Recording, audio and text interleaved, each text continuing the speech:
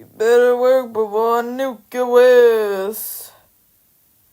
Yo, mangy song. Back to the key. She's kind of pretty. Keeps up looking at her face. I mean, that face. Oh, does she know I'm a nasty dog? By the way, this was the best video my bestie sent me. What the fuck is this? What the fuck was I at? Yo, we're back. Yeah, my best friend sent me something. It's like, what was I at? You should be super happy. You have the lead after round 2, and Ariel's going all the way back to the starting point. But before we start the next round, busy bop. Awesome! We have a Disney Lego figure in blind bag. Let's see who we got. We're gonna jump right into it. No. See who's inside. Ooh, somebody grew. So look at this person. They don't have legs because they are my best friend just Genie. It's Genie from Aladdin. Look how cool he looks. And we even have this little lantern. Hold on.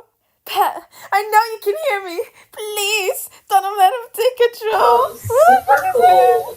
Time to keep going. You really want to see the one true love suffer? Let's go ahead and spin for Tiana. Stop this. She got blue, so she's only up to number 2. Here we go. 1, 2. Up next is Belle. What did Belle land on? She got blue. So she's going all the way up here to number 4. Oh, not the iPad kid sounds. Get off me. Okay, Anna, you're out next. And I we're beg on you, blue. please. So blue is all the way up See, here. I won't attack you. Now stop this. Everything's grind to your 6 kid. times. Uh-oh, it's all too easy. 1, 2, Ooh, she did. 4, 5, 6. Oh my goodness. This is beautiful. Poor Ariel's next. What did she land on? What am I watching, bro? Whoa, God. This is. Oh, we have 2 minutes left. Tiana's on blue. No! And the next blue is a safe one. What the fuck is happening, We don't bro? have to push the button. So I will Ariel never. went from last place to What second is place. this? And then My it's body time to keep again. Keep spinning for Tiana. Blue Ah. Skip this blue. Skip this blue. Oh. All the way up here. But this one has the number 8 because somebody got Oh my the goodness. 8 on it. Lizzie is Can't dead. push it 8 times without waking up Ursula. Lizzie is 1, 2, 3, dead. 4, 5, 6, 7. You're alive. Oh my It's just a goodness, scratch. Tiana is safe. At this oh goodness. Not the mumble. At this point, Pat and Lizzie to the nearest hospital. The grandma, amazing, bro. The grandma's just amazing. I really hope she's okay. Pat Niclian. Is that for that last name? Thank you. Why the fuck are we now in the living room? Hey Lizzie, hey Pat. Is it what? I need my last 2 brain cells to work for this. Hey Lizzie, hey Pat, it is so good to see you're not possessed. Hey Pat, it is so good to see you not possessed. That's what I imagine that she's saying. Hey, could you be so understanding about? How could you be so understanding about this? I don't know, bro. What do you mean by that? Well, I mean, how could you forgive me for slashing you? Slashing! Oh, no. No, Pat. We both know that wasn't you. We both know that was... you would never hurt me. In fact, you do. Please don't think because you're not. Gotta use the bathroom. I'll be right back. Hey, kid, listen up. And she's asked for Yeah, sweet you really three love her. more You need to toy listen to parts per me. year. So every princess gets To one. be continued. Oh, so nice to share. Okay, Boy, let's I do love it. Glimmers. Boy, bro. 2020.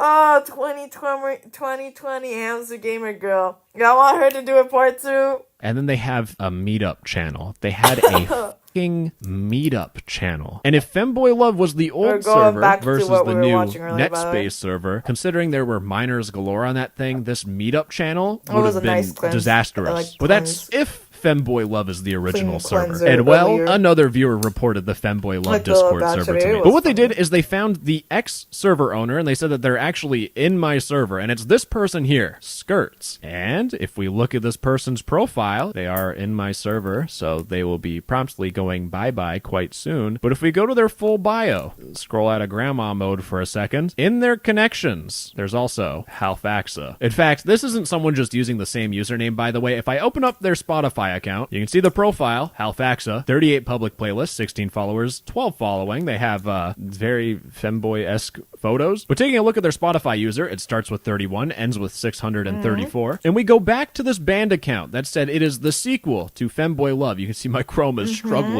it's holding on for dear life. But if we go to their profile again, we scroll down, they have the Halfaxa account. We open it up. Chrome's just giving up on loading. You can see it is still the 31, 634 account. It's the same account. These people have been running Predator Playgrounds for a very long time. And when one server dies, they move to another. They advertise it before it gets banned. And that's because Discord will ban one account and then they have time to move everyone over. And they'll just do that over and over and over again. And considering Femboy Haven is on V3, you can only imagine if these guys actually kept track of which version they are, it'd probably be version 5. But moving back even more, this all loops back on itself. Remember the Femboy Haven V3 server where it talked about that creep drama about Femboy Love, how the server owner is a predator? They're even saying that they will ban people from the Femboy Love server because they don't want to be investigated by the FBI. That's being said by the same guy who helped set up the new Femboy Love server. So all that doxing the predator stuff, all for show. So out of the two servers we looked at, we have one server, Femboy Haven, which is a closeted predator group, while the other server, NetSpace, is just full-blown predator playground, with even the owner saying, my servers have not been banned since 2023. And they should get banned, you motherfucking creep. They're bragging about not being banned. How many times is this same going to happen before any of these people actually face some real repercussions? No, and ladies bro, and gentlemen, they it is need the to be moment traced, you've all bro. been waiting Discord for. needs I to mean that trace literally their because ass. I delayed this video by a week just to do a little Or bit of a report science them to the experiment. police I wanted to so they test can if track you that reported shit. all of these bad messages to Discord as best as you possibly could, would Discord do anything? And well, ladies and gentlemen, my science experiment has some answers. So, taking a look at my calendar, I need to give you a timeline on how this worked out. On March 4th, I recorded this video, and right after recording this video, I started to report every single bad message. If I had to ballpark, there were 80 different reports that I needed to make, and those were bare minimum reports. I'd report the message from someone saying that they're a minor, and then I would report a message from the same person that is a photo of themselves, which is NSFW. So if we have around 80 reports, 2 reports per person, we had 40 different people that I was going through trying to get them taken off Discord. Now the issue is that it got to a point where I was reporting so much where Discord stopped me from reporting. They thought I was trying to spam the system. It actually gave me an error. So the next day I needed to fill out more reports. So over March 4th and 5th I did that, and I also filed an NCMEC report, which I'll talk about a little bit later. But considering these reports were literally days before the upload, that's why I postponed it for a week. I gave Discord a whole extra week to go through all of my reports to get Discord's responses. But you can see on the calendar, Discord responded to me on the 4th and on the 11th.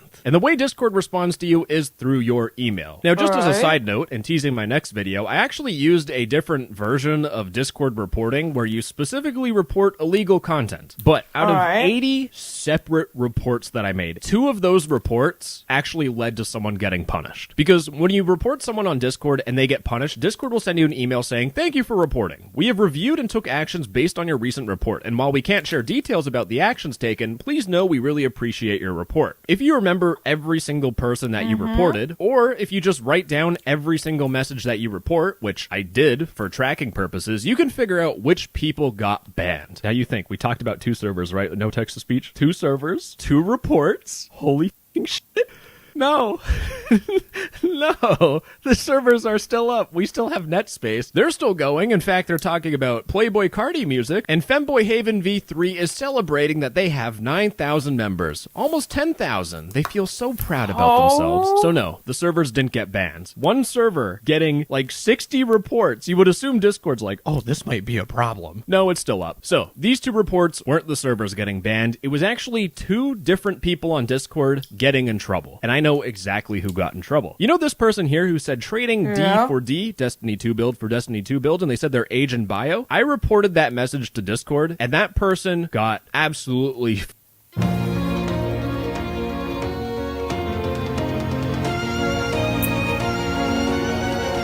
Testsiegerqualität bei Lidl. Zum Beispiel Dentalux Kinderzahngel Erdbeere mit Lidl Plus nur 45 Cent. Nur eines von über 70 sehr gut und gut getesteten Eigenmarkenprodukten.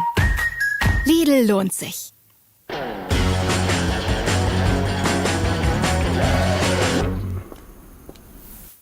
stomped on. Every single message of theirs disappeared. It was a beautiful sight to see. But to be honest, I shouldn't be celebrating because this is 2 people that got banned versus, 40 different people that I reported. Now, the second report actually caught me by surprise. I checked my email. I'm like, holy shit, Discord responded? I thought they were only going to give me 1 response and do nothing. In fact, this dude here, I'm pretty sure, they got their image taken off of Discord. But the real question is, did he get banned off Discord? And remember, this one report that I have was made on March 11th.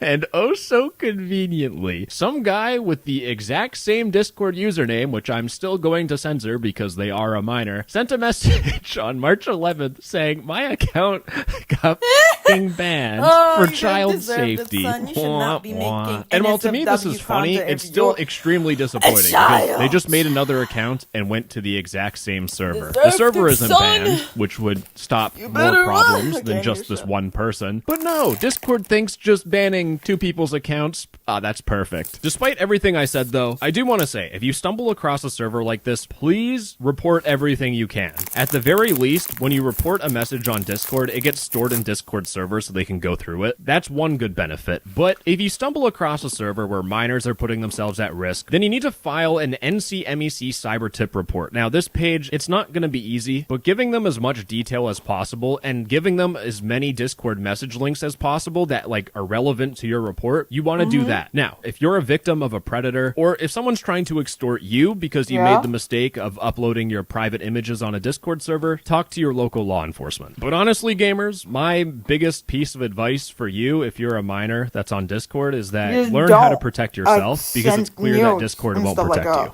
Man, that's actually really sad that I have to say that. Now, thankfully, I prepared for this because I have ice cream in the freezer. So, y'all have a good one. Don't join any femboy servers, please. I love you. Moving on to Bandea's Tsundere fidget toy. I just found this. I was like, what is a Tsundere fidget toy?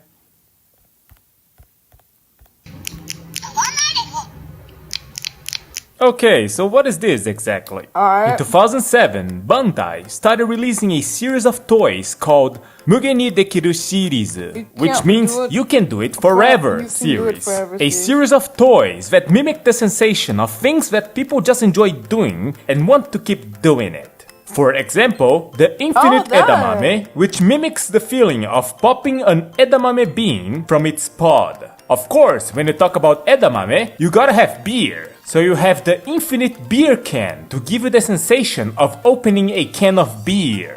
Other toys are the Infinite Tearing, that mimics opening a box of snacks, the Infinite Tokoroten, that mimics squeezing Tokoroten noodles out of a Tokoroten cutter, and the Infinite Chocolate, that mimics breaking a square of a Meiji chocolate bar. But the very... What? Wait, is the sound weird? That mimics opening a box of snacks.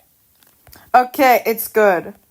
First one that ever came out, and the most popular one, is the Mugen Puchi Puchi, which translates to Infinite Bubble Wrap. So the way Mugen Puchi Puchi works is that you have 8 buttons on its face, and it mimics the sensation of popping bubble wrap. due to following the specifications of the actual trade-market bubble wrap by Japanese company Kawakami San. I just love the sound bubble wrap makes after you pop it. That's my favorite thing.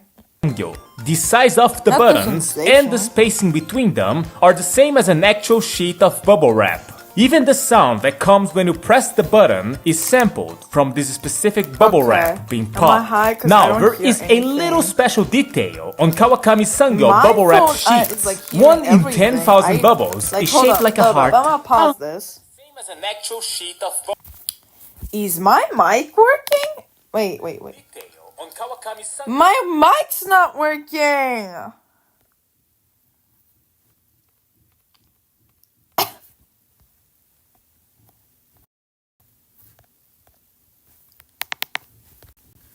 Is it now working?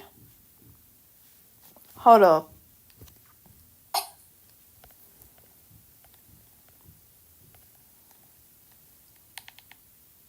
Yeah, it is working. Wait, hold up. And the creators of the toy wanted to mimic that in a way, so every 100 wait, button wait, presses I'ma you talk get a while it's random running, right? noise. A fart, a doorbell, Yeah, it is working. Wait, hold up. and the creators of the toy wanted to mimic that in a way, so every 100 Yeah, wait, button wait, presses I'ma you talk get a while it's random running, right? noise. A fart, a doorbell, Damn, why is it so loud? It's so quiet for me, dang. What the fake? A knockoff Clash Royale? Fake witch? Fake goblin? Fake me? Why do y'all think it's not echoing? Because it's really fucking quiet. Bro, I don't get why it's so loud for y'all. In deinem HR-Postfach landen immer dieselben What Anfragen is zu Japan Urlaubsanträgen, even about, Gehalts... man? a Bro, I dog, don't know. etc.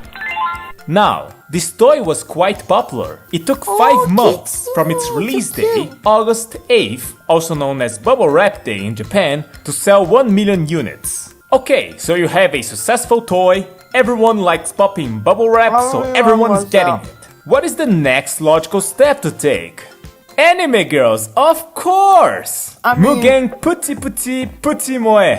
The Moe Anime Girl Bubble Wrap Fidget Toy by Bandai started production and released in 2008. Now, you've seen the title of the video. It is a tsundere bubble wrap fidget toy. How You is might it be asking, what is so special about this? It is just a toy that comes with a cute anime girl on the packaging? Not quite. It makes use of the sound system to portray a tsundere character as you pop more and more bubbles. It's Every lagging. 50 pops, you get a spoken line. It starts with...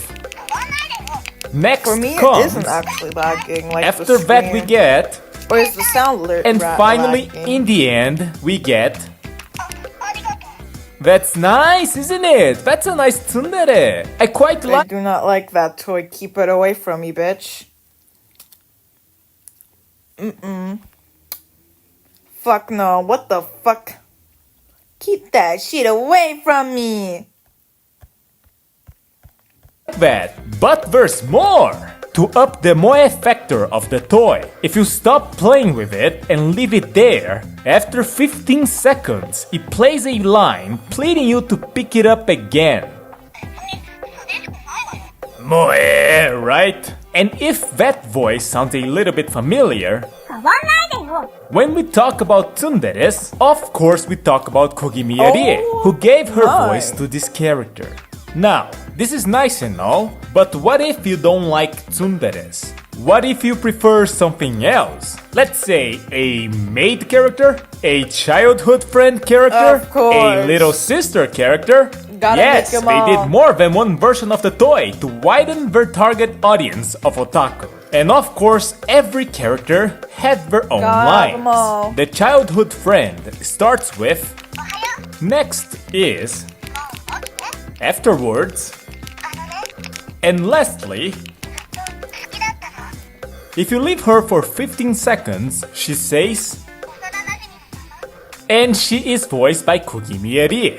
The maid starts with, follows with, Get that next shit away is, from me.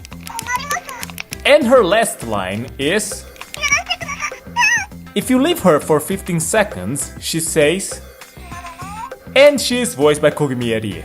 The little sister starts with, follows with, third No, we one cannot. is, and the last No. one is. And if you leave her for 15 seconds, she says. And surprise, she is voiced by Kugimiya Rie. And this is pretty much what the toy itself is. According to an interview with one of the makers of the Mugen Puchi Puchi toys, having Kugimiya Rie, who is known for her tsundere roles, play other type of characters that she's not so used to, adds value to these toys. Now, I don't know about that, but these interviews are a bit interesting to me. The reason they added moe to the toy is because they were trying to I'ma just achieve check how the it's on for ultimate y'all. healing. They claim it is not in any way an indecent product, but then they say that there is a sexiness to it that anyone could notice in terms of shape and the soft feeling in your hands.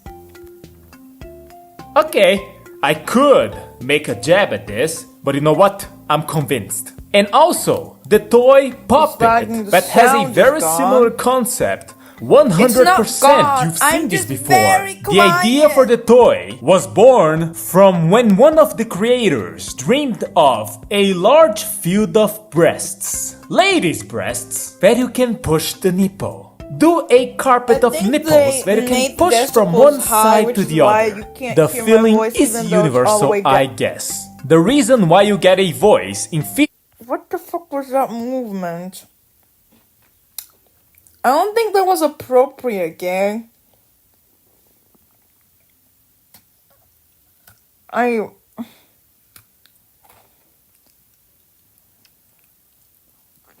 I don't know what that was. 50 presses instead of 100 is because of what they call double speed moe. The pleading voices when you leave the toy alone are to make you pick it up again and become even more addicted and end up with the highest form of healing popping. On another interview, when asked why do people like popping bubble wrap, he says What it's the human fuck is instinct. healing Like when they see a pop? hole, they want to put their What the fuck is healing pop, bro? That sounds like some cocaine shit.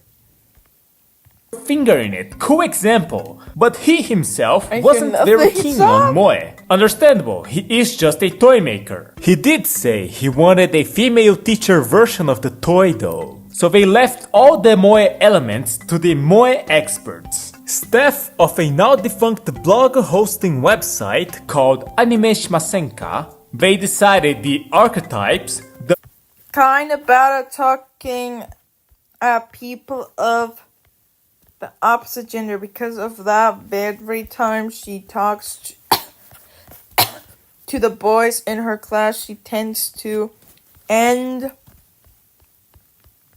up talking in a strong tone of voice.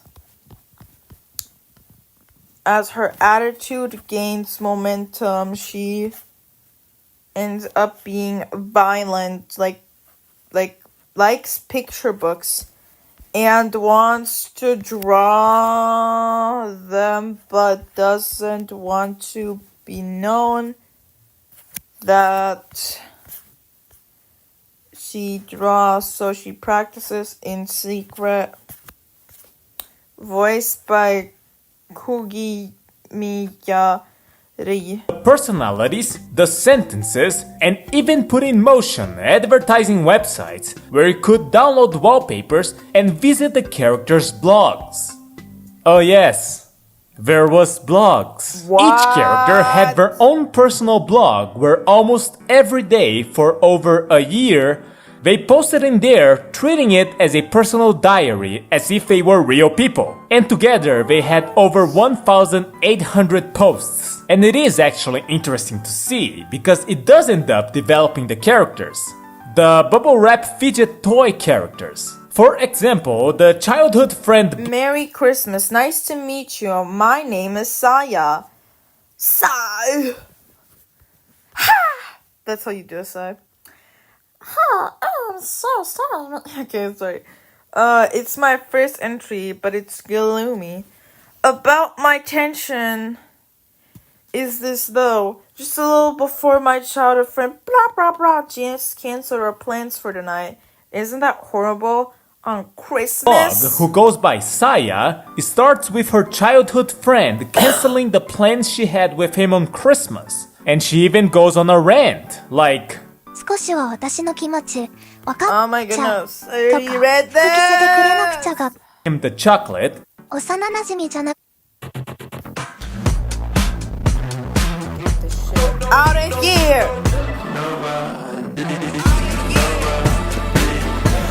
てればとっくに見放してるんだけどな。 later on, there's even a Where should I say?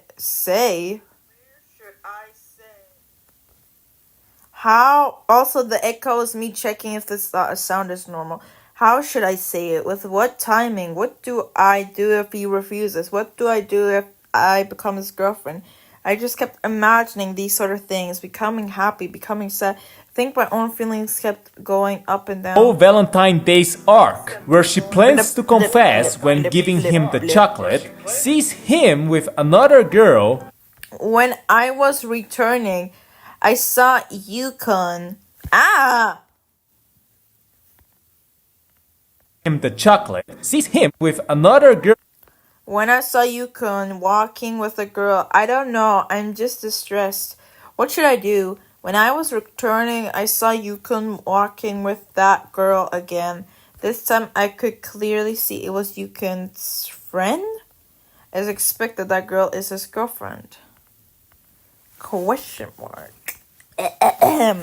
Damn, these fidget toys got lore, bro. Girl sees chocolate. When we were about to arrive, was it because of the conversation or whatever? You couldn't open his bag. I could see a nicely wrapped box. It stole my attention. Maybe 2-3 seconds. In the span of seconds, it was after Yukon noticed it. In his bag, runs away, avoids him the chocolate, sees him with another girl, sees chocolate in his bag, runs away. Hey, let me read. ハンカチも持っていかないし、と改めて考えるとよく我慢してるな。私、幼馴染じゃなければとっくに見放してるんだけどな。 Later on, there's even a whole Valentine's Day's arc, where she plans to confess when giving him the chocolate, sees him with another girl, sees chocolate in his bag, runs. No matter how hard I tried, I couldn't hold back my feelings. I didn't want to have my face seen. I ran away just like away, avoids. When I was going back, it seems Yukon was waiting for me, but Misa told me beforehand it is, so I went back home without meeting him. For days, and he breaks into her room. Suddenly, when I thought I heard a sound, then I heard the window opening. Then the curtains opened, and Yukon came in from outside. I'm coming in, he said. I was shocked. Why would you open the key? I couldn't even let out a surprised voice. Surprised, I slid a plastic sheet in the gap and opened it. What to the explain fuck? the situation. Also, she likes cooking, 100 yen shops, and sticky foods. Type high schooler. Type 0 high schooler. I feel sticky things like natwa. I don't know how to pronounce that. And okra. 100 yen shops and cooking. This blog was meant to be for the sake of thinking of a way to get at my childhood friend Yukon, who's always mean to me. But it mostly became a diary about my everyday life. Like natto and okra, which is why her blog link has okra in the name. The maid blog is... My name is Yukino. It's not my real name, just a handle. My age is a secret, but I'm a college student.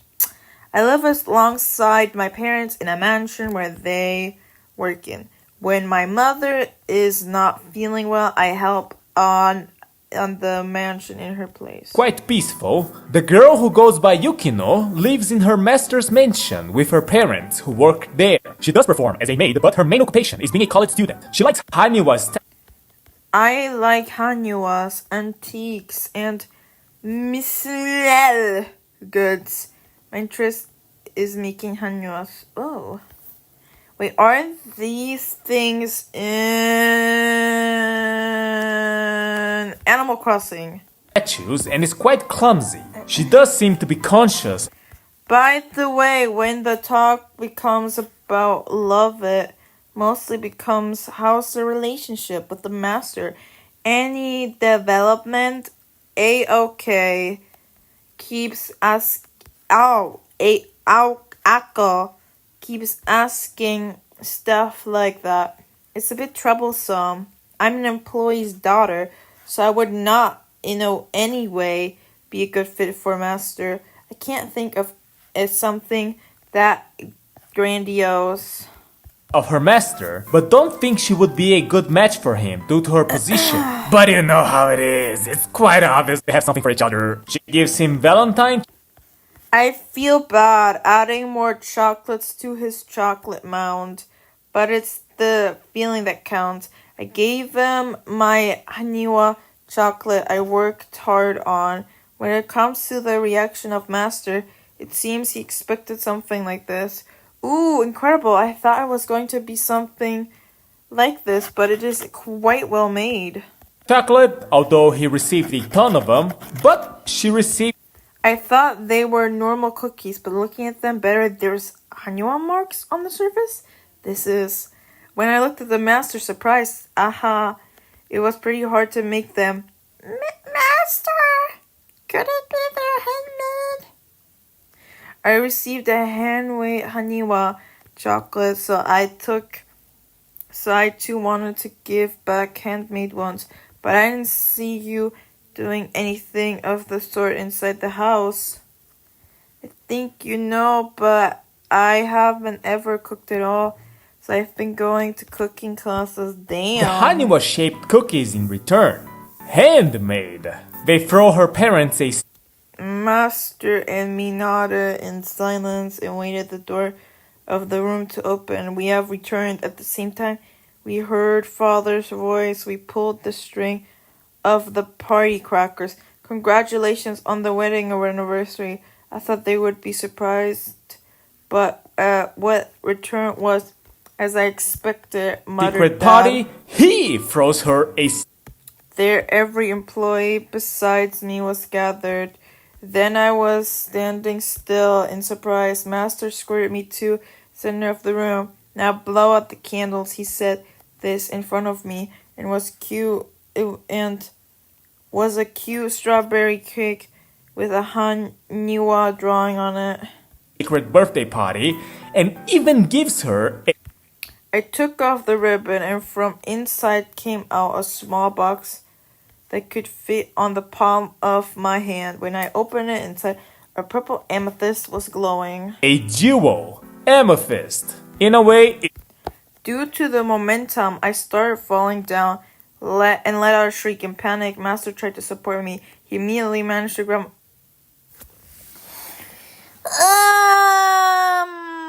We found a way, Master. The employees started gathering from hearing my shriek, started to wonder, and left as if nothing happened when I thought it was a bit weird. Good heavens, Master, in a place like this, oh dear, I hear someone... It just feels like we're flirting. Also, it's funny. Today, Yukon got mad at a friend in school. Thought the reason was that friend canceled his plans with Yukon on Saturday, but I was wrong. The voice actress of Mugun wasn't there, was the reason, it seems. It looks like the friend told me in the release date of the owner of voice, I think, is going to Akiba. Yukon was looking forward to the release date on high spirits, it seems. Because the blogs sometimes break the fourth wall and they start talking about the Mugen Puchi Puchi Moe toys, the childhood friend. The one I borrowed apparently is the childhood friend version. Anyways, I tried popping. Certainly feels like a real thing. pop up, but after pressing a few dozen times, suddenly a voice saying, "Good morning" came out, and it surprised me. Plays with her own toy, and there's also mention. I logged in to write a blog post, and on Anime Blog top page they publicized a new blog template, a template of a game. It seems this is not time a toy, but for a game sold in Nintendo Wii. They even released a game. It's incredible. Are they just today, advertising their own Mugen shit? Wii for the WiiWare, where you can have all of the bubble popping with not much of the satisfaction. But at the very least, there is a tsundere mode in the game as well.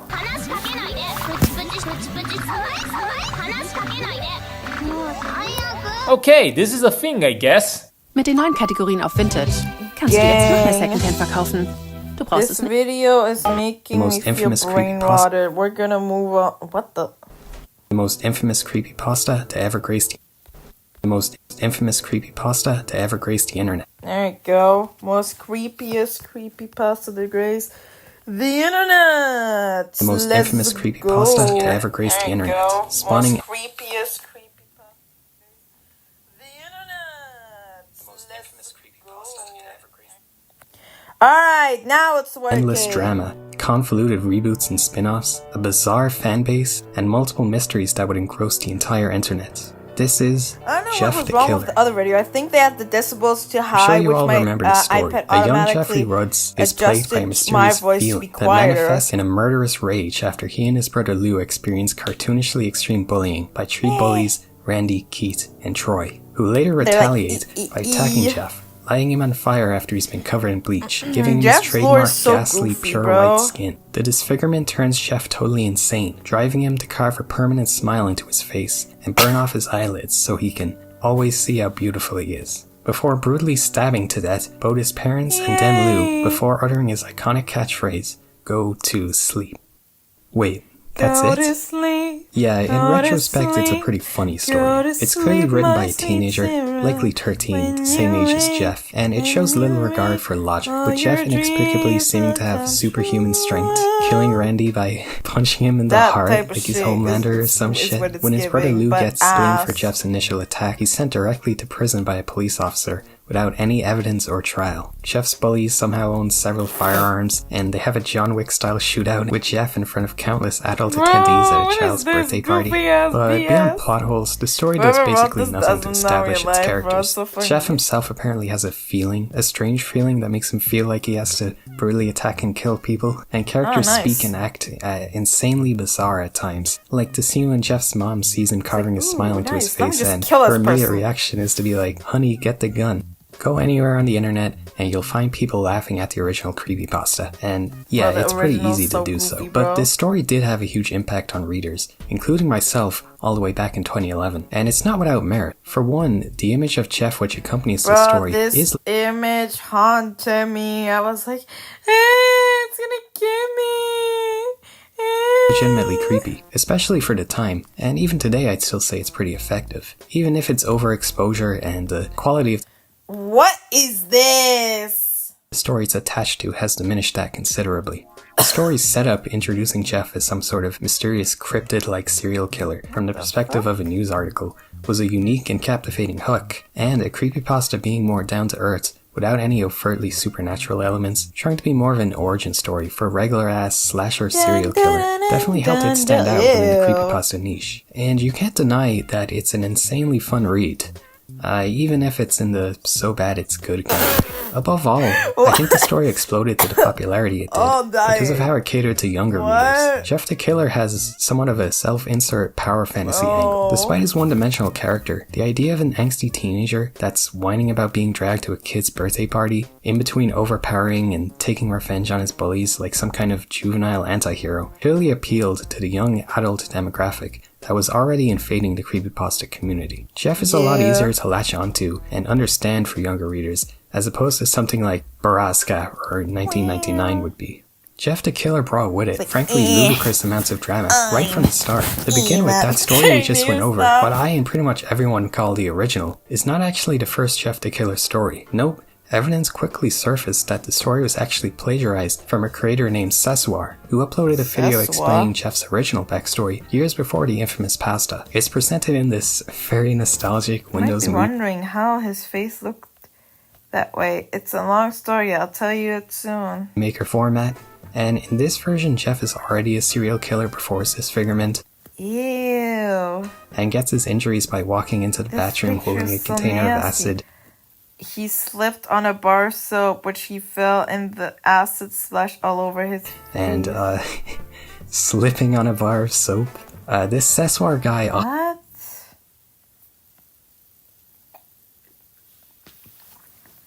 The fuck? Also claimed to have been the one to create the iconic Jeff image as well, claiming it was an unedited photo of him wearing a latex mask. But, that was just a straight up lie, with appearances of the image being found. Bro, this image looks edited. There's no way it's not. You can see like the little things that show it's edited. Like it's so edited. Years before he claimed to have made it. Which kind of makes me question his other claims of ownership over Jeff, but anyways, back to the real story. The pasta saw a major backlash by the wider creepypasta community as soon as it was published, and the resentment was only emboldened, as it skyrocketed to become arguably the influential and most popular creepypasta of all time. This was, in large part, due to Jeff unexpectedly amassing a huge following of fangirls. The younger side of the creepypasta community was able to look past, or perhaps not even notice, the glaring issues with the pasta's writing, and latched onto Jeff's creepy visage, along with his nihilistic... Wait, hold up, I need to check something. I just made sure, attitude and relatable themes of bullying and rebellion. This fanbase, however, liked their interpretation of Jeff, not the character portrayed in the pasta. So, in the countless fanfictions, animations, and pieces of art made of Jeff, he quickly began to morph into something very different. Jeff went from a horrifyingly disfigured sociopath to a misunderstood emo twink with eyeshadow instead of burnt out eyelids, and notably understated scarring, along with perfectly smooth white skin and a bad boy attitude. This new, oddly lustful fanbase portrayed Jeff as a womanizing bad boy alcoholic, who swore like a sailor and had a sensitive, sympathetic side hidden underneath his murderous tendencies. Obviously, different artists had different interpretations of Jeff, but... This version is overwhelmingly the one represented in later fan works. And some of these new fans who became attached to Jeff decided they wanted to expand upon a simplistic world presented in the original pasta, much in the way Slender pissed off, I'm running faster than I summon all of was my built by dreamers. dozens of independent artists inspired by the original Something Awful thread. Jeff's story was continued in several hugely popular fan-made creepypastas, with amateur writers introducing their own characters and lore to the Jeff the Killer universe. Okay, so there's a frankly absurd amount of spin-offs, unofficial sequels, and romantic You do works not want to know of the the OG Godcham Jeff ones. story. Those But for this video, we're just going to worse. focus on the most popular of them that are generally considered canon. First is, of course, Jane the Killer. Much like Jeff, the sparsely documented history here is a little confusing, with there being multiple versions of the same character. Before the more well-known Jane Everlasting version that you're probably thinking of, there was Jane the Killer, Born of Science. And I feel the reason this was largely forgotten is because it's completely insane. In this version, we follow Jane Arkansas, who's just some regular chick that gets lulled into a government experiment where she's injected with something called liquid hate that turns her into basically a super soldier. Y'all did not come up with could not come up with a better name than hate. Damn. Who can shapeshift, and it turns her skin white for some reason. All for the purpose of killing Jeff, because apparently an emo 14-year-old with a knife is just too much for the freaking US government to handle. Despite its crazy crackhead premise, the story itself takes forever to get there and is just really long and boring. But the concept of a gender-bent, good version of Jeff was cool enough to get reworked into the infinitely more popular Jane the Killer, The True Story. This similarly sets up its heroine as a sort of mirror rival for Jeff, with her being around for all the major events of the original Jeff the Killer story, just conveniently slightly off screen. The first half is really boring, to be honest. It's pretty much just a retelling of the original story, but from Jane's perspective, with her offering some really dry play-by-play commentary and not affecting anything. But it picks up after she witnesses Jeff's fight at the birthday party, with Jane actually being the one to save Jeff by running over with a fire extinguisher while he's burning to death. Oh wait, no, actually, seeing Jeff on fire freaks her out so much she faints and then somehow manages to smash her head on the extinguisher she brought and gets sent to the same hospital as Jeff.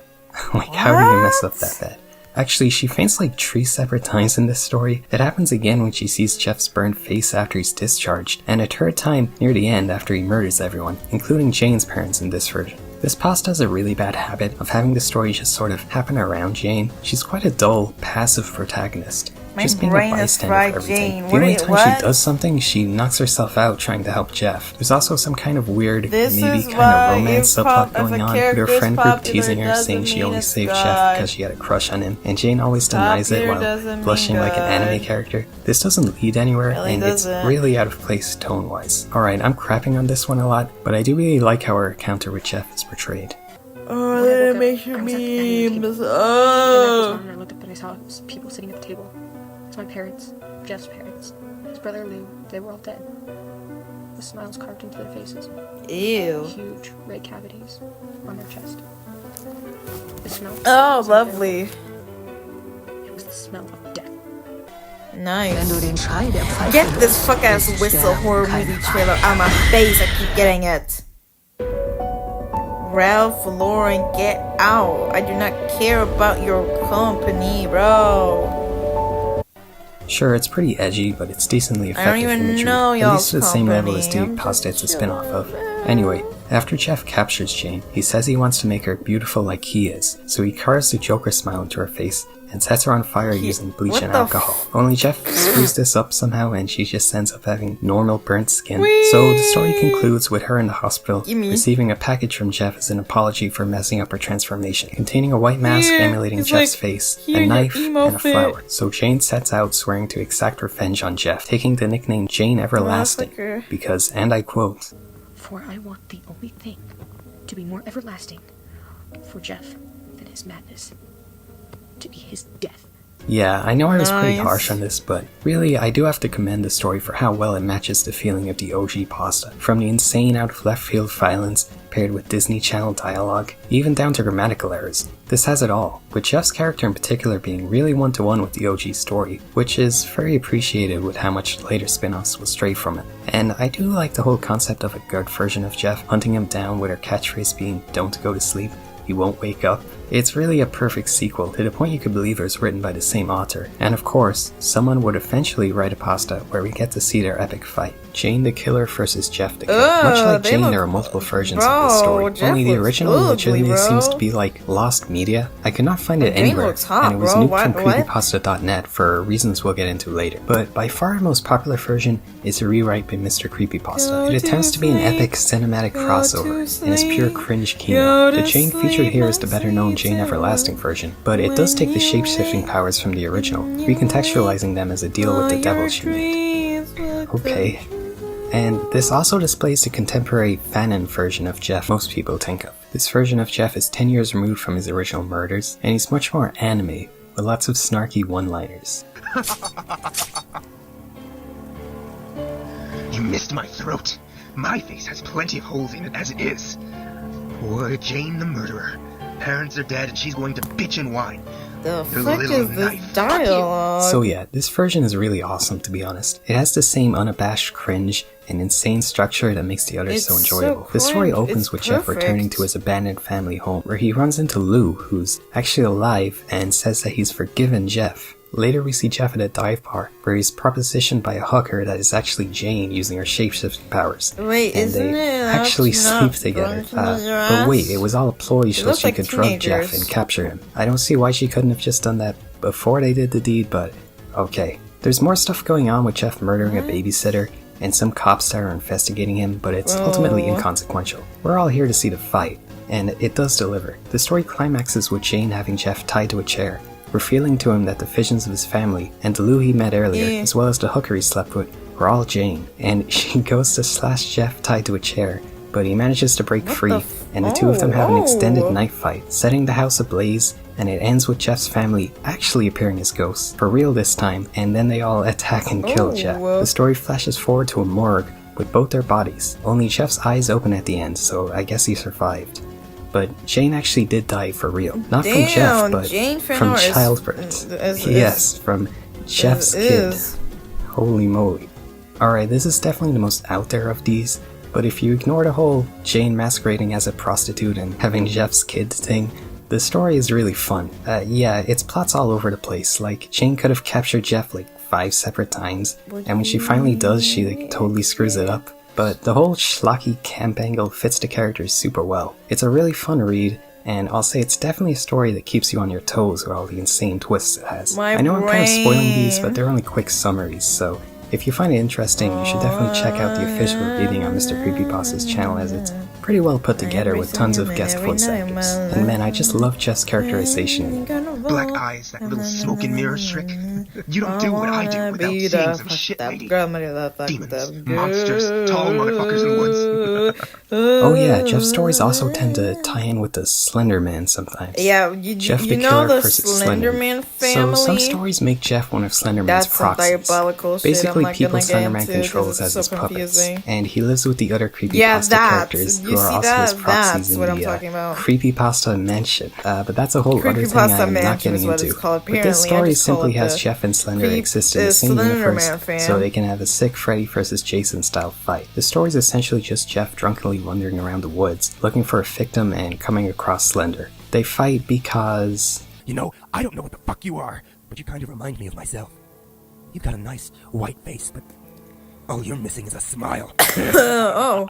The battle goes on for ages, with Slender using his tentacles and teleporting around, as Jeff jumps around the woods, slashing and stabbing him like an anime character, dropping some cold one-liners. He's like, I wanna add a smiley to your face.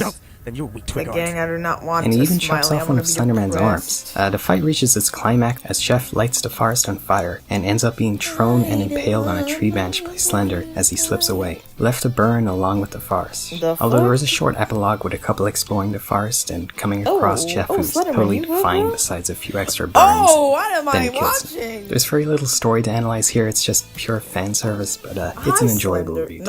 So those are the 3 most popular spin-off stories. There are a few others worth mentioning that are either built off of or straight copycats of Jeff. First would be Homicidal Lou, an alternate timeline where Lou survives Jeff's initial attack, and he has this kind of emo Frankenstein's monster look with all the crazy stitches from Jeff's attack, and he actually forgives Jeff and essentially goes crazy wanting to follow in his big brother's footsteps, also murdering people.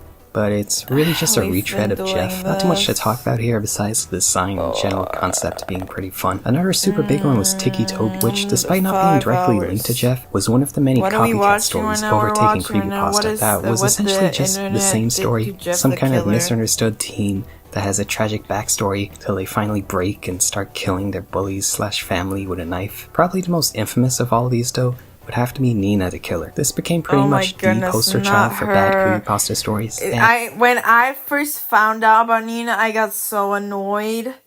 But I'm like, oh, wait. This is a perfect character for the fangirls. And I'm like, you know what? Okay, if the fangirls want it, they get it. Is a big part of what finally broke the camel's back with how oversaturated the community was getting with these young teenagers writing power fantasy fan fiction for their serial killer Nina OCs. literally was Nina like being literally just a self-insert Jeff the Killer fangirl that's obsessed with the creepypasta and kills her bullies to emulate Jeff. And this catches the attention of the real Jeff, with the two of them basically becoming like boyfriend They become besties. So yeah, at this point with the Jeff imitators, Lost Episode and .exe creepypastas, we had strayed so far from supernatural internet urban legends like Smile Dog or The Wraith that the whole creepypasta genre had come to be seen as a complete joke by the wider internet. Bandround, like some of these are very good. Some make me question my synonymous sanity. with cringe fandom compilations, hyper-realistic blood, and laughably unscary subject matter. And the senior user base of creepypasta.com was not happy about this. They had seen their underground community of genuine internet horror become a playground for incompetently written schlock that was totally taking over their community. To them, Jeff the Killer and his derivatives were a cancer threatening to kill creepypasta from within. And a year after Jeff the Killer was published, the mods of creepypasta.com decided to take down the story, claiming it didn't meet the site's quality standards, initiating somewhat of a civil war between the pro and anti-Jeff camps, with the story repeatedly being uploaded and taken down again, culminating with an official poll being held to decide Jeff's fate. Proposal. Deletion of Jeff the Killer. Yes, you read the title right. I'm proposing the penultimate, permanent deletion of Jeff the Killer, a popular bad quality story that makes a mockery of our standards and defies belief with its popularity. Jeff the Killer's writing is atrocious. It uses a lot of awkward phrasing, grammatical errors, and it rapes a thesaurus, for lack of a better phrase. We have at least a dozen blogs by users who point out the flaws within the story. How do 12-year-olds have guns? What the hell is a tin of bleach? Did you know that bleach is inflammable? And it takes more than just that bit of stuff happening to drive someone insane. It would already be long gone in the deletion log if it weren't for the fact that it was popular. We gave Sonic.exe the walk of shame treatment. For what reason is this story different? The pro-Jeffers argued the story was simply too iconic and influential to be removed. Jeff had become like the creepypasta mascot. He was single-handedly responsible for getting many into creepypasta in the first place, and inspired countless to make their own stories. Even if they often weren't the best written, we all have to start from somewhere. Some even argued it equated to censorship and erasing internet history, simply due to a couple of power-tripping mods and jealous writers. In the end though, when the votes came in, it was decided that Jeff the Killer was to be wiped from creepypasta.net. After this, the story was bounced around, initially living on the Trollpasta forum, then being removed from there as well, and finally getting placed in the mockingly titled JustTheKittens.net. Essentially a containment zone for all the cringe Jeff spin-offs. But after creepypasta.net deleted the original Jeff story, a compromise was reached where a contest was to be held to create the official rewrite for the story that met the site's quality standards. The contest had strict rules to keep the pasta recognizable as Jeff the Killer, keeping the characters, length, and general plot beats the same. Even within those strict limitations, there were several pretty good reimaginings written. Only one could come out on top though, and what was chosen to be the official replacement was Bannon K's reimagining, simply titled Jeff the Killer 2050. Motherfucker, we're getting ads. We're getting ads! Get this shit out of here! By the way, we've been doing this for 3 hours, going on 4. Kinder entdecken die Welt mit dem Mund. Wenn sie dabei an Waschmittelpots kommen, kann das gesundheitsschädlich sein. Pots lösen sich beim Waschen auf und können sich auch im Mund auflösen. Daher die Packung immer mit einem Klick verschließen und außer Reichweite von Kindern aufbewahren. It was published and met, at least initially, with overwhelming praise from the community. Bannon K's version sticks very close to the original story, making everything flow much better, and it removes any glaring logical errors.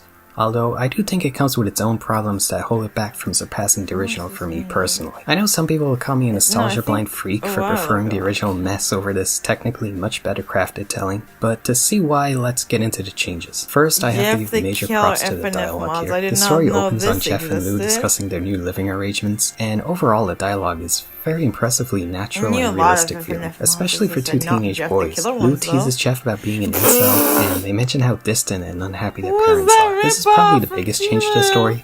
Jeff's parents are heavily expanded upon compared to their one-dimensional OG counterparts. Not that that's a very high bar. Jeff's parents are comically terrible in this story. They're exceptionally closed off and dismissive of Jeff and Lou. They don't believe or even attempt to defend the boys' innocence after the cops are called to their place when they get in their initial fight with Randy and the other boys. This story obviously avoids Lou getting sent to freaking prison, but he does get sent to stay at their aunt's house as punishment, further isolating Jeff in his lonely home life. From there, instead of being jumped at a party, Jeff's mom forces him to hang out at Randy's house to make up, as in this continuity, Randy is the son of the wealthiest man in town, who Jeff's dad works under. This quickly spirals into the tree bullies holding Jeff at gunpoint with a flare gun so they can get their payback for him kicking their asses early. And the flare gun is accidentally discharged, burning Jeff's face as in the original. In this version though, Jeff doesn't end up with his iconic white visage, but rather he has a realistic, severe burning to half his face, leaving one of his eyes a milky white void. It's a much more disgusting description, if a tad more generic. Funnily enough, in its attempt to avoid the Heath Ledger Joker comparisons, it ends up coming across as a knockoff of another Batman. That literally just looks like makeup. There's no brunette. What is this? Meh. Heavily resembling Harvey Dent's two. This is real burners. You see how realistic that looks? face from the same movie. And even after this, Jeff's parents still only care about themselves, believing Randy's BS story of Jeff playing with the gun and shooting himself, and they're more so worried they'll lose social standing after the incident and have to spend time homeschooling Jeff. The ending's handled really well, honestly. At the risk of sounding like a psycho, the finale with Jeff murdering his parents is really awesome, especially with how hateable they're made in this version. And I love in the Mr. Creepypasta reading when Jeff's unofficial theme song kicks in. It's pretty hype. The writing paints a vivid image. Jeff standing in front of his parents' bed, slowly approaching, knife in hand, each side of his face moving in and out of the dim light, switching between the face of a normal high school boy on one side and a disfigured, enraged monster on the other, before brutally gutting them both. Although the whole go to sleep catchphrase is kinda awkwardly shoved in here. It's also a nice change to not have Jeff murder Lou, as especially in this interpretation it really doesn't have any justification. So when it comes to the problems with this version, there's really 3 big factors holding it back for me. First off would be the characterization of Jeff himself. The whole feeling that drives him to kill is just as vague and out of nowhere as in the original, even if it's dressed up in fancier prose. This version constantly refers to his bloodlust as a tasty syrup that Jeff just can't resist. And I'm sorry, but it just sounds really stupid and kinda takes me out of it, especially with the dead serious approach the story takes. I also feel similarly to how Jeff's parents are handled. They're presented as completely irredeemable assholes with every sentence they speak, being either totally neglectful or straight up antagonistic to Jeff and Lou at every turn. They put their own social standing in the new town above their own kids' well-being. And sure, there could be parents like that in real life, but especially with how they show zero sympathy and even like annoyance after Jeff's disfigurements is just ridiculously evil to the point of being as heavy-handed and unnatural as the original.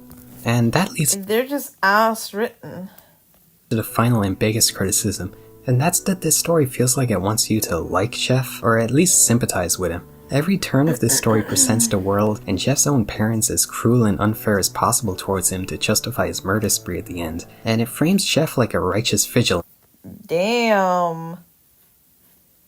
That looks very rather than an insane murderer. I don't think it's good to make a serial killer sympathetic in the first place, and it displays a similar misunderstanding to the original story's appeal as the quote-unquote cringe fanbase that caused this whole deletion rewrite debacle in the first place. In the end, this version's technically better written in every way, but just isn't as entertaining or unique as the original.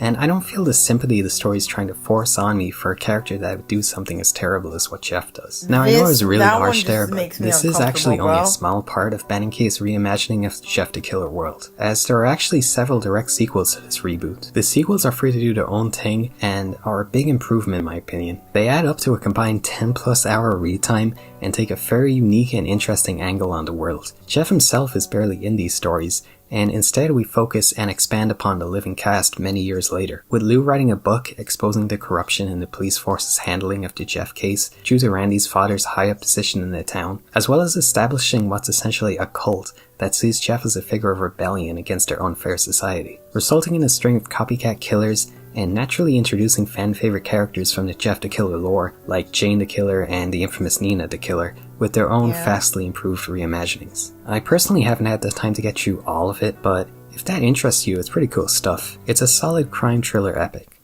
Although the original Jeff the Killer story is pretty much universally maligned nowadays, I do think people still hold a little bit of nostalgia for it, particularly for the image of Jeff. You know, it's so weird and uncanny looking.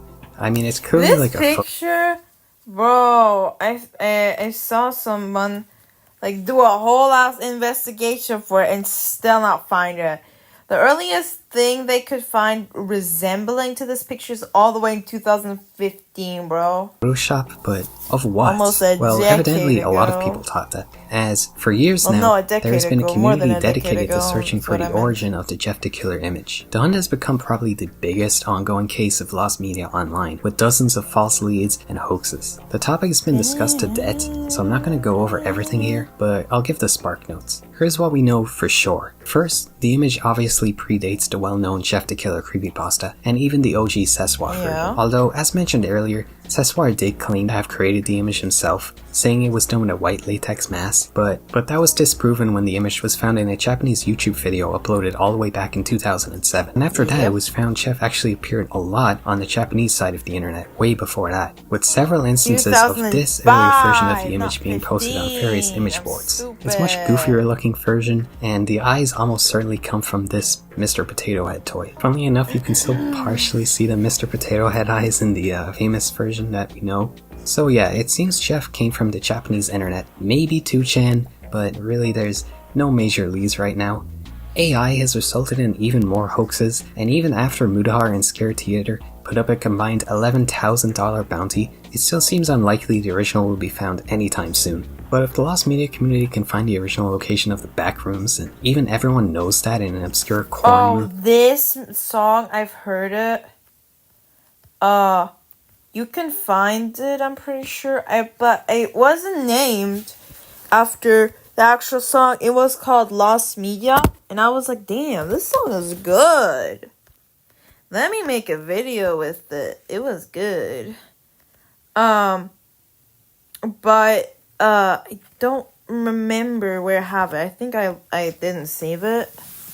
Which is stupid, I know. But it's a good song. I have to agree. Really, anything's possible. I recognize the I cover, wonder that's if part of what drives so many to want to find the original image is the memory of how terrifying Jeff was to us as kids. That raw terror from seeing something as simple as a bad Photoshop image paired with a really amateur-written horror story becomes really rare as you get older. It's something a lot of people want to relive. And some talented writers decided to take that task upon themselves by doing a full-on reimagining of Jeff the Killer, trying to recapture the feeling of the original story, creating a new Jeff that would even scare the adult users who now held nostalgia for the old story. Let's start off with the rewrite by horror YouTuber Pastara. Pastara reimagines Jeff as a more pathetic and even sympathetic figure. In this version, he's college age, and he's already had his burn injuries before anything bad happens. Coming from a freak fire at his family home, he has a weak, dorky, almost childlike voice that does a lot in making him creepy. It'll be alright, Lou. When you next wake up, we're gonna see Mom and Dad again. Just go to sleep. Es braucht eine ganz besondere Zutat, ganz besondere Eiscreme zu kreieren. This iteration of the tale has a unique retrospective framing. The first half follows the classic rough-hardened cop with an unprofessionally enthusiastic rookie, cracking the case of a mysterious, disfigured man in a white hoodie who's been attacking and murdering random civilians in the city. We hear interviews recounting 3 different tales where Jeff approaches random people, seeming to think that they're Lou, only to be enraged and attack them when they don't recognize him. It makes it seem like Jeff is more of a mentally broken man, simply looking for his brother, rather than a malicious, indiscriminate killer. The sympathy angle is kept up till the halfway point where the officers interview Lou at his home, and he gives the full rundown on Jeff's origin. Here we see the retake of the original story. In this version, Jeff is bullied by the 3 guys over his appearance, as we're shown his burns are something he's really self-conscious of. It fits really cleanly and justifies the bullying without needless exposition. It also reframes Jeff's first kill as self-defense, with Randy's death by the hands of Jeff being merely an allegation. Assuming how you don't already know how it goes, you could believe Jeff is merely misunderstood, and all the suffering he endures is purely to blame by the fire that was totally out of his control. But that all changes when near the end, Lou reveals Jeff was the one who set the fire in the first place. It wasn't the bullies. It wasn't our dad. It wasn't the fire. It was Jeff. It was always Jeff. Actually, key no line. Just as the reader was fooled into sympathizing with Jeff, he also tricked his family into seeing him as a victim. All the while, he was plotting to finish his family for good out of some twisted perversion of love. And there's cohesion in the reason he continues to kill others. It's the same motivation from before the story began, wanting to finish Lou off for good, or then offing himself so his family can reunite in the afterlife. Like the chemical burns, everything just cleanly links together in this version. Happens. From his burnt out eyelids having fucked his vision to the point where those he kills are people he mistakes as Lou. And I also enjoy Lou being positioned as a hero in this version, giving me someone to root for in the latter half of the story. It seems like a simple thing, and it is, but this makes you realize how lacking the original story was in that aspect, and it really fleshes the whole thing out. The story concludes after Lou tells the cops Jeff's story. Now with the full context of his depravity, we finally see the 2 meet after they leave, with Jeff raiding in Lou's closet, and the story fully concludes with the 2 getting into an understated skirmish, ending with both of them about to plunge a knife and box cutter respectively into each other's throats, ending on a cliffhanger. Damn. So yeah, man, really cool and refreshing take after everything else we went over. It seems people are very positive on this one too, and it's definitely the best written story we've gone over so far. Although I think the whole cops interviewing people, which takes up like the whole first half of this already really long pasta, could have been cut down, as after the first one you kinda get the point, and I really don't think any of these characters, besides Jeff and Lou, are particularly engaging or fleshed out enough, especially for how long we spend with the cops that have ultimately no impact on the story. This Jeff is pretty creepy, although that starts to fade for me with how much screen time he's given throughout this thing. A little more restraint would have gone a long way, again by cutting down all those interviews or at least keeping him more mysterious in the first one.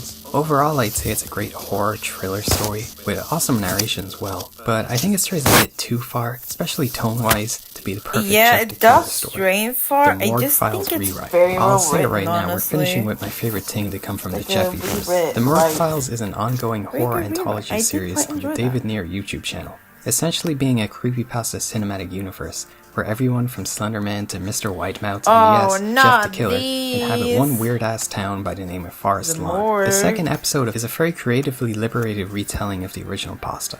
It runs for almost 2 hours and manages to find a balance between the realism of the other reboots while still keeping the excessive gore, campy tone, and even being genuinely pretty unnerving at times. It utilizes its excessive runtime to really build Jeff up, so that by the time the night of murder comes, although we never fully grasp what's going on in his head, the violence feels earned, and works great as a satisfying conclusion to a time with such a twisted and intimidating reimagining of the creepypasta icon. This goes for a more cinematic presentation, foregoing a narrator for the audio drama format. It actually does a lot for the immersion of the whole experience, with some great voice acting and stomach-turning sound effects. Although it does end up with your ears being assaulted by a lot of Jeff grunting. The fuck?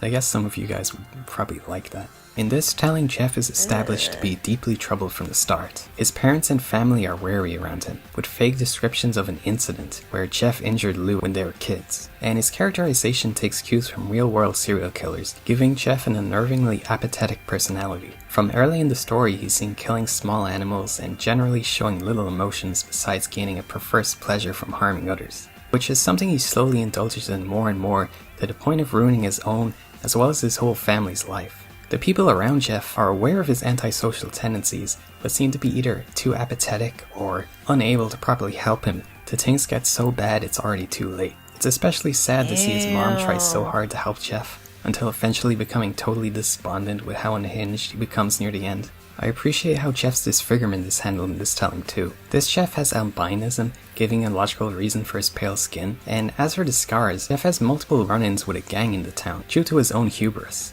Eventually meeting one particularly rough goon, with the same perverse joy for cruelty as Jeff has, resulting in him carving a Glasgow smile into Jeff's face, just like he himself has, before setting him on fire to get rid of evidence. Obviously, Jeff survives, and he ends up in a hospital like normal, with this being the event to finally send him completely over the edge. Jeff begins by heading to the gang's hideout to get some also-satisfying revenge, before heading back to his own home. His parents are horrified to see the monster Jeff has become, now appearing physically as twisted and disgusting my as child he is came on home the and they inside. were like, "Hey Wearing the mom, same oh, burnt, oh my bloody god, clothes what as he sits in happened?" the corner eating raw meat. You get the sense Jeff doesn't necessarily want to kill his parents just because, but rather as an act of self-preservation before they call the cops, or perhaps to free them from their sad lives largely brought upon by Jeff himself. After that, Jeff goes on a crazy spree across the town, and it's so insanely brutal and over the top. Oh god, what are you gonna do? What are you gonna do? I'm gonna curb stomp this bitch. Oh!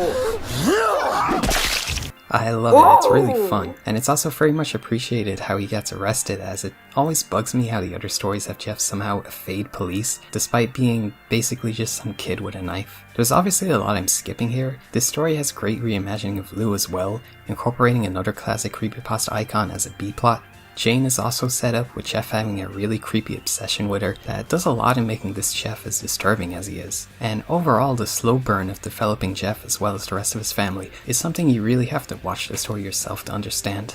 Overall, I just feel like this is the only reboot that managed to have both really good writing while also matching the tone and overall appeal of the original story. Overall, this is by far the most fleshed out, most disturbing, and most intriguing version of Jeff we have ever had, probably ever will get, and I can't wait to see the series continue and hopefully see more of Jeff.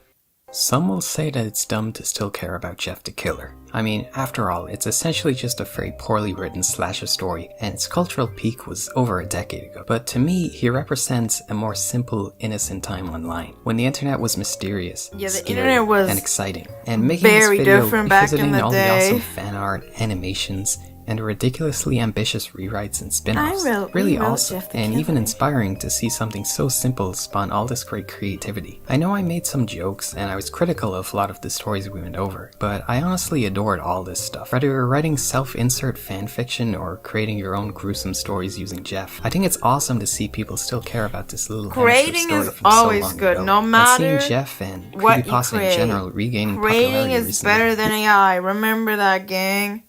We're gonna take the empathy test. So I don't have to watch that next time. We're gonna watch There's the more real to short yawning than videos. And then we're gonna move on to the Roblox stream. It's the eye. Research shows that yawning is contagious. Yes. And so when you see the word yawn, or look at photos of people mid-yawn, or watch film of actual yawns, you will start to feel like yawning.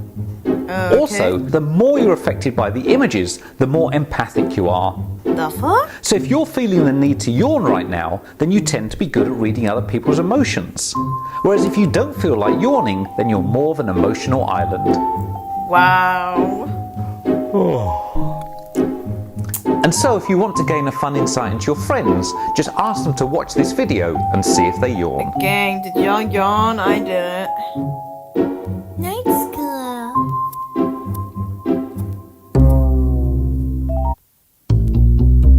Wait.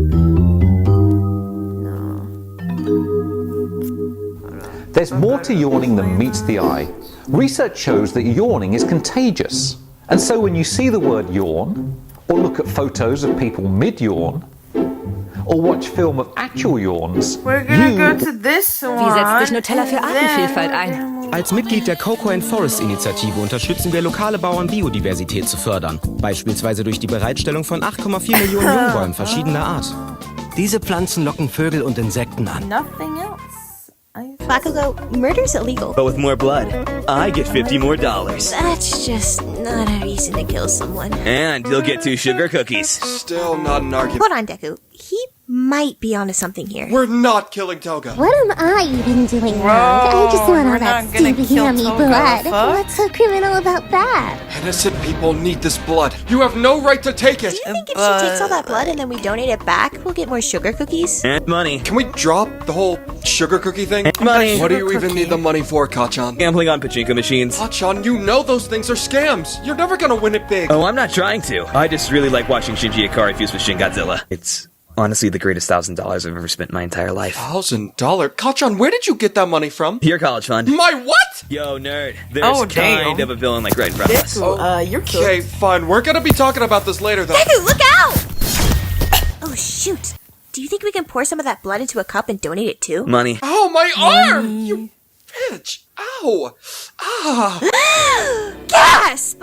Holy shit. What did you just say? This bitch said bitch. Wow, okay. At first I just wanted to First I suck wanted your to suck your blood, but blood, now I'm just disappointed. Deku, you can't say that! What? Since when? That's so sexy. What? What did he say? Okay, fine. We're gonna be talking about this later, though. Deku, look out! What did he say? Do you think we can pour some of that blood into a cup and donate it too? Money. Oh, my arm! You bitch! Ow! Oh, he said bitch. Gasp!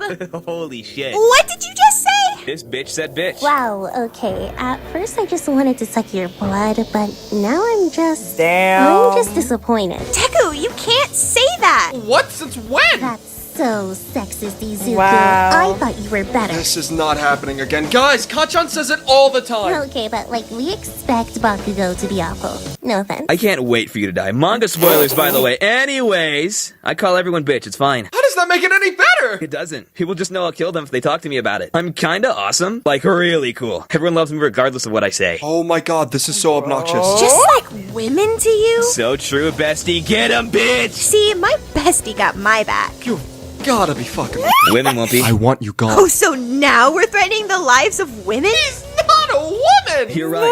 But what if I was? Literally, what does that have to do with anything? Nothing. I just want to make things worse for you. You're doing a really good job at that. Been practicing. I'm a gas keep girl lit gay boss. He's trying his best. Unlike you, Midoriya. You are literally here to kill people! I never said that. Oh, are you?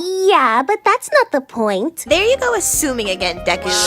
He's a villain! Why are we entertaining this? We're tired of your sexist actions. This is actually the first time I've ever been called a sexist. But it's not the first time you've done something like this. It is. It literally is. Oh, yeah? Then what do you call this? Thanks, sorry. I really messed up back there, huh? Yeah, you did. Fortunately, there was a man around to save you. That's an outtake, that's not canon. Likely story. Now we're lying?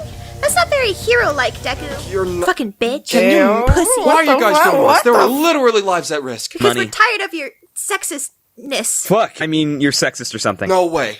No way! This is about the pachinko machines, isn't it? No shame. God is, I'm gonna be real. If you think that I stoop so low as to pretend to fight against something as heinous as sexism, For the cookies, huh? please, Deku, please! Just let her rob this hospital! No, you psychopath! Come on! You're a party pooper! And you're literally a wanted criminal. Shut your mouth. I may be a villain, but at least I'm not a buzzkill. You're wanted for the murder of like 20 people and helping to level a city. May is out of the question. Lamau? I just wanted a sugar cookie. Just saying. If you saw those pachinko animations, you'd change your attitude. I'm about to change the structure of your fucking skeleton. Full curling, 100%! Oh my god! Oh my god!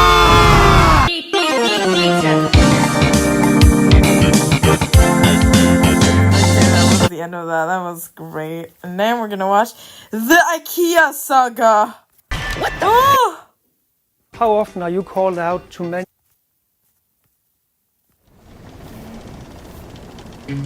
Friends, full speed ahead until we find the prophet. My comrades, this land confuses your mind. So no matter who we find, full speed ahead until we find the prophet. Good.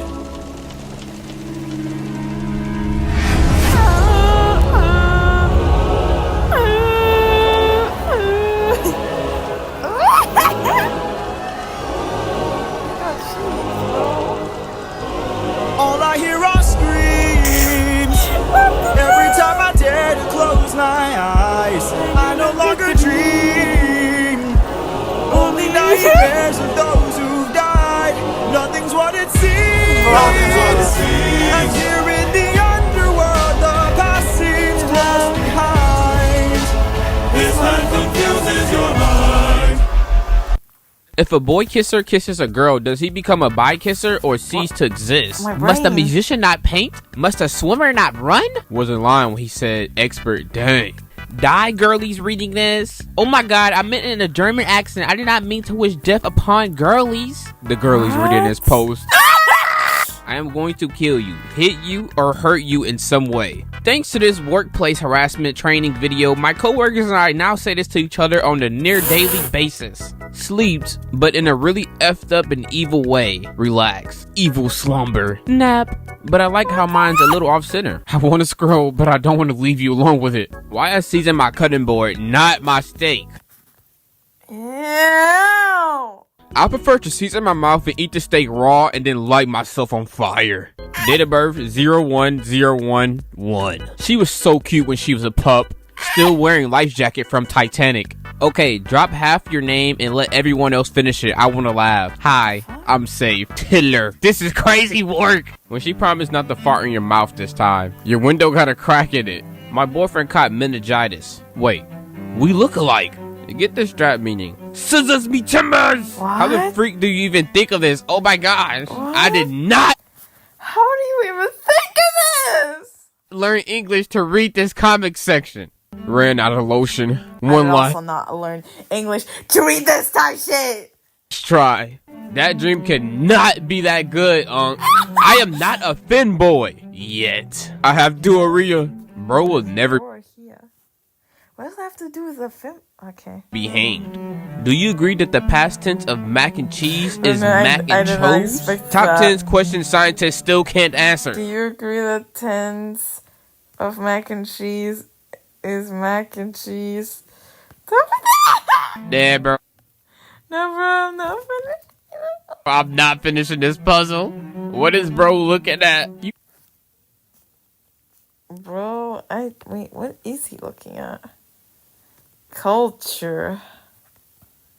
What the this is, what the fuck is that? I got a dinosaur. Have a class to teach. I'm done blaming the wind. We got bigger dudes to kiss. We got smaller dudes to kiss. We have bigger fish to fry, bros, Elon. My favorite part of the Bible is when God says to put a cross in your bio and then say slurs on the internet. What? Science loves you, Adam. Labubu 67. Aren't you born knowing English? I'm Batman.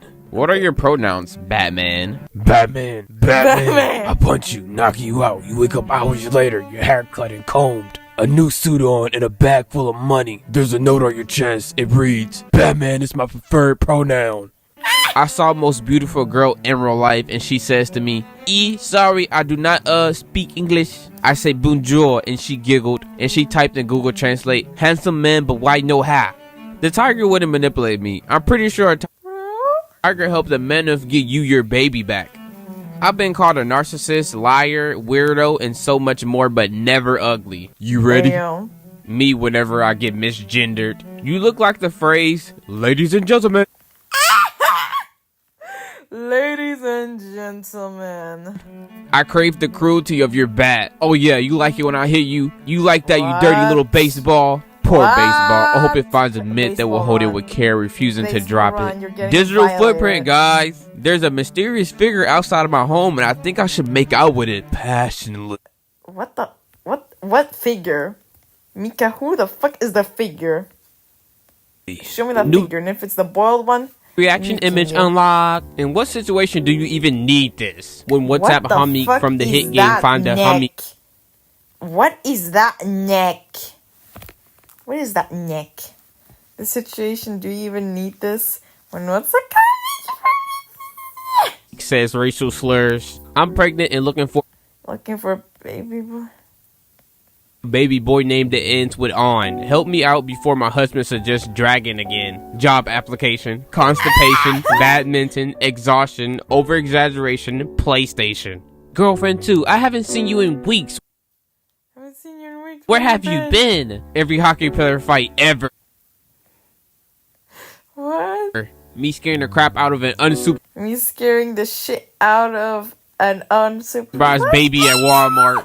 Going swimming won't be. Going swimming won't answer for a bit. Attention everyone. John is going swimming and he will not answer me. Everyone, John is going swimming and will not be answering. Photo isn't loaded. But I swear it says John. I'd be going swimming or something. I swear if it says John is going swimming or something, so he won't answer for a bit, I'm going to lose it. I love eating cold spaghetti. Love eating cold with my fingers and the telling orphan boy eating table scraps. With my fingers and pretend I'm a little Italian orphan boy eating table scraps behind a fancy restaurant. Whatever makes you happy, bro. Just smile and nod, guys.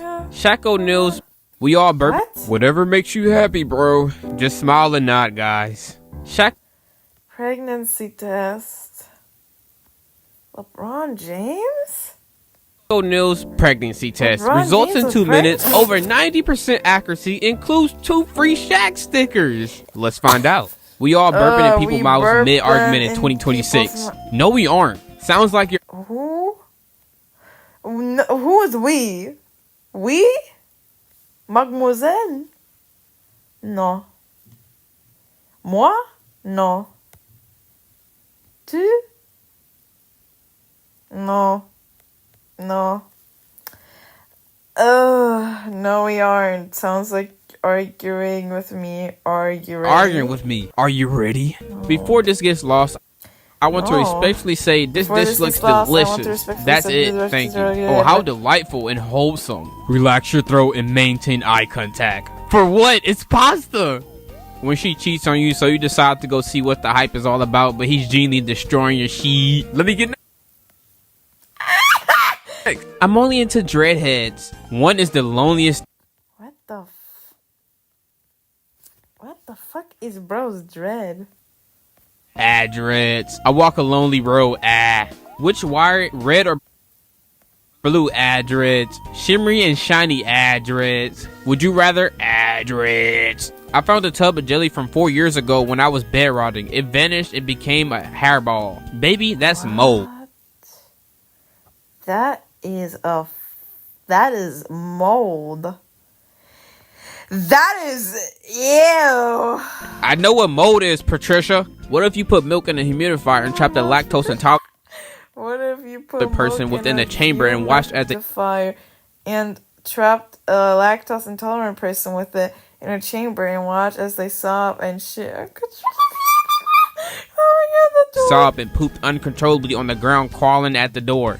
When my little sister started growing arm hair, I convinced her it was because she was part chickmunk. I used to play monkey sounds from my phone and say it. I used to play monkey sounds from my phone and say it was voicemails from her biological father. Not Tinder, but this is some random evil guy's mugshot over by my hometown that I use as a reaction pic sometimes. Neu, Garnier Vitamin C Fresh and Bright Sorbet-Creme. 10-mal mehr Strahlen, 48 Stunden Feuchtigkeit. Oh my goodness. If anyone is listening, this is Dr. Louis. Profile picture for men. Bro, nobody is using this. I am not using this. Genuinely bullying me. Who is using this? 2/17/06, 2/18/06. Yes, I broke him out the nursing home. Oh my god, 2006 and 1906? It's a crazy girl. Watch out. I actually choked.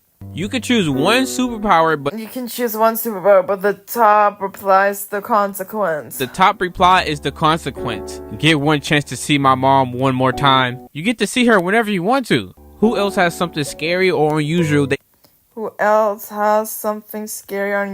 went through or saw that they still can't explain?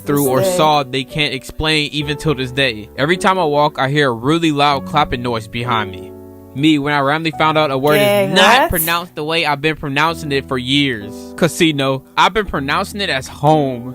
God knew I couldn't flirt, so he gave me seductive eyes instead. He has a pure heart full of whimsy and childlike wonder. Huh?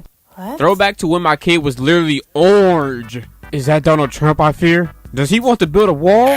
A big wall? Is he tired of winning yet? Our son Wesley kinda glows. Does he perhaps have a crush on a guy who likes... What could this possibly be needed for? 10 sets of, yo dude, that weight was critical. 10 sets of totally tubular, bruh. 10 sets of Cody. 10 sets of, yo, that wave was gnarly. Do people not know their usernames are public? Yeah, what's wrong with y'all user... I love eating everyone. Okay, yeah, what's wrong with y'all? Names. Good lord, what are these usernames on my set? Normal guy. Normal guy, get out of here.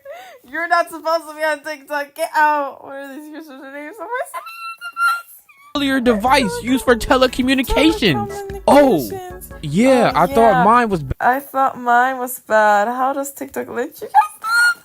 I make your ways to but how does TikTok let you guys live?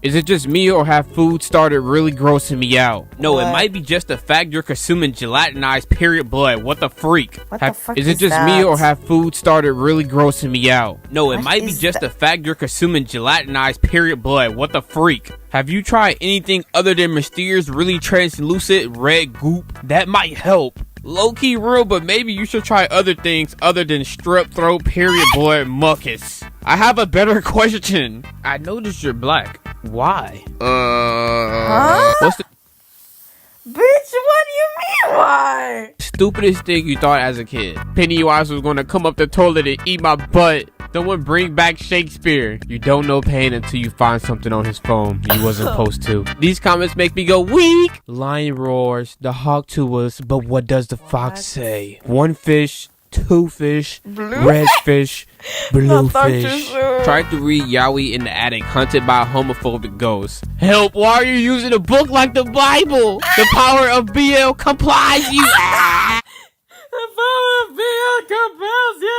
I once had a German bouncer look at my pre-transition ID and then look back at me and just go, yeah, just this an improvement. Japan banned a gay marriage knowing they make and produce Yeah, that's a sign of improvement.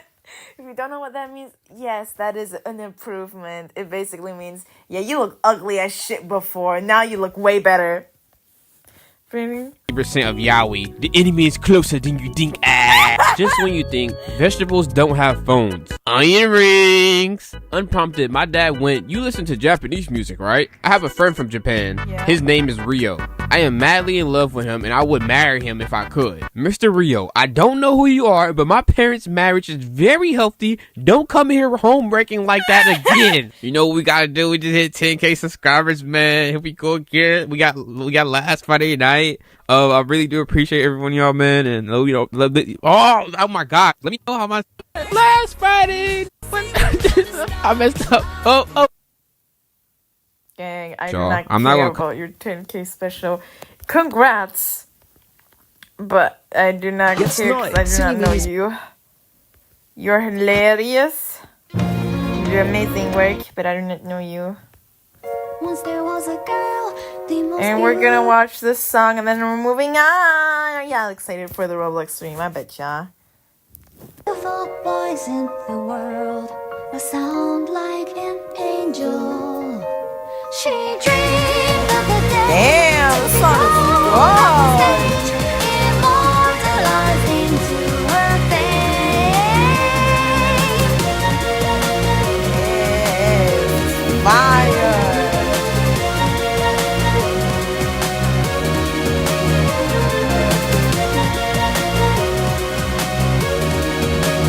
Suicide. Whole room near Broadway. Tried for every bar, tried to get her start. Got herself an agent, then he won her heart. But the stage eluded her. Said her size excluded her. She wanted to sing, she'd do anything. Got herself a ring, but it Yes. didn't bring her to the stage that hated her. Although unberated Oh. her. What would you do? Can't eat your cake and have it too. What would you kill? Your tasted life was strength of will. The body's built to suffer, being modeled like an doll. But hunger's only temporary till the curtain calls your call. Damn, this is good. No, Angel, don't leave.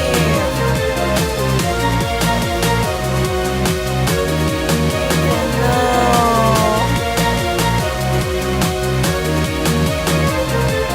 Started with her height, all the clothes too tight. Thinking of the way she knew it wasn't right. No one else was shaped like her. Ain't as big and played as her. Fight through the pain, time by game. Feels down the drain, drilled to her brain that everybody impeded her. Yes. All the girls exceeded her. Oh. See what fame means for you and me. So please don't give up your dreams. Who has ever heard of pleading when they are so fucking goddamn close to learning everything we talked about? Don't you dare walk out. Damn.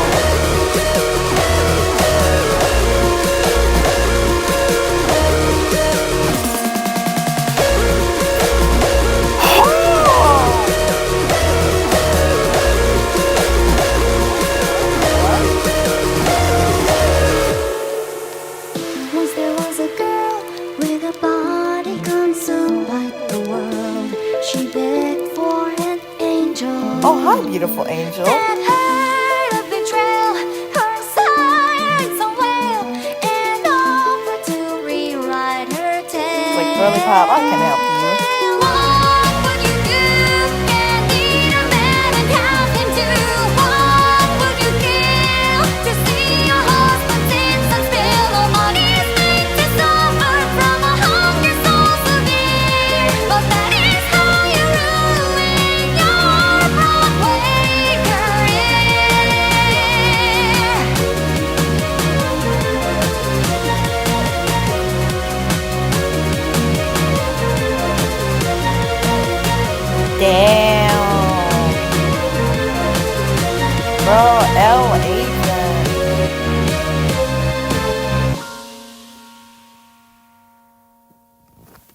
This was a peak song. I'm gonna subscribe, bro. This was fire. Now that we've gotten that, hold on, where is the? Here we go.